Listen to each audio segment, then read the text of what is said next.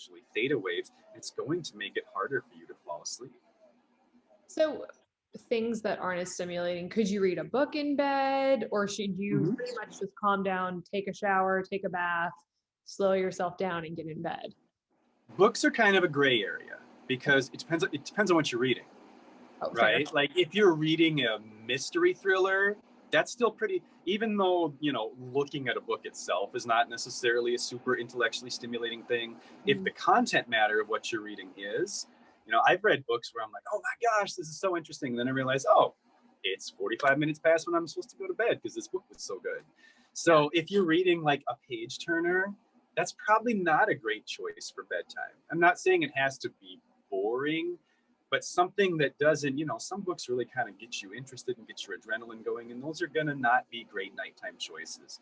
Ideally, they're going to be down regulating activities, the things that most people say they don't have time for. Yeah, showering and your general like sleep hygiene routine, getting into comfortable clothes, brushing your teeth, listening to soothing music or nature sounds. You can do some meditation, progressive muscle relaxation, listening to calming music, aromatherapy, basically just calming, relaxing activities that are going to help your brain start to disengage from the energy and the chaos of your day, which describes most of our days pretty accurately, and get into a place where you're ready to be done.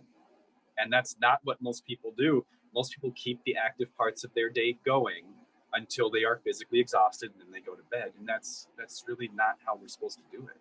So you're saying have spa time before you go to bed? Yeah, absolutely have spa time. Yes. I think every woman just went, I have to do this. The doctor told me to. Sorry, you have to put the kids to bed. I have to do doctor's spa. Orders. Okay, but men need it. Men need it too, though.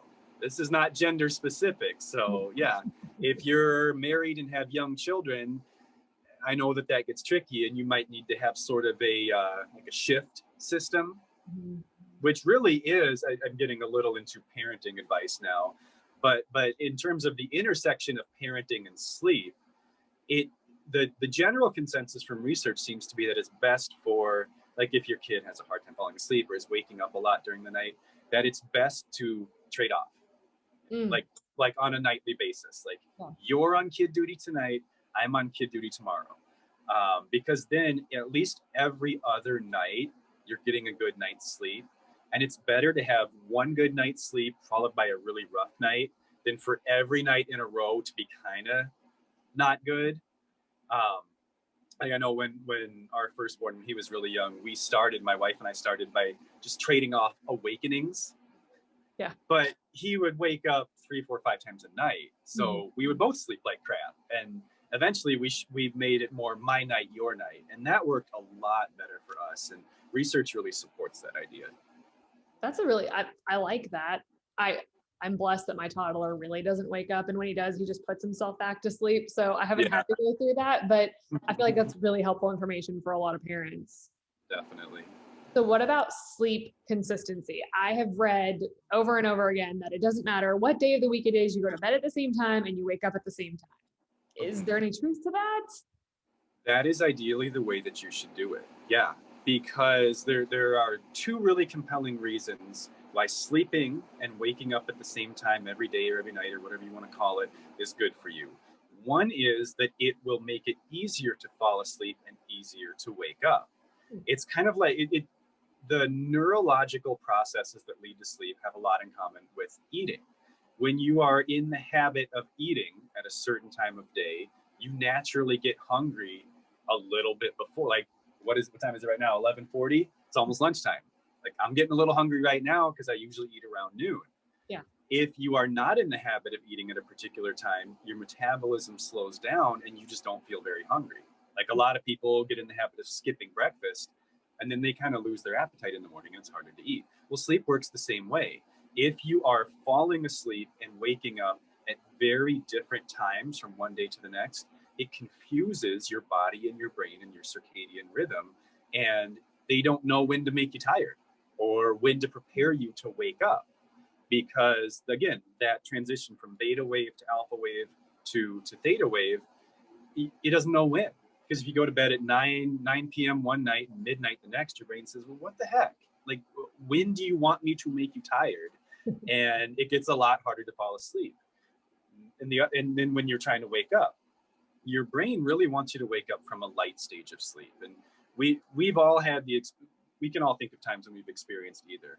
When you wake up from a lighter stage of sleep, that's when you wake up fairly easily, and you're not, you're still gonna be tired and groggy, but you're kind of okay. Those are like the good mornings.